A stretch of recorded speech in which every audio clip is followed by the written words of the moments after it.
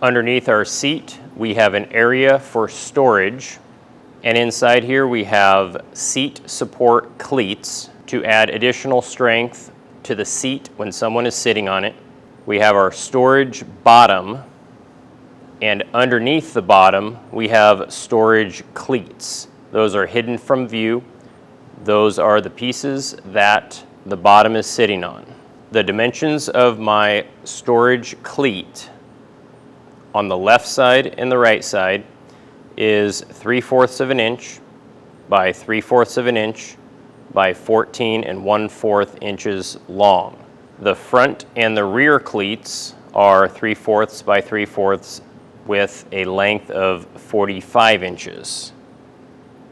I found some off-cut pieces from previous boards.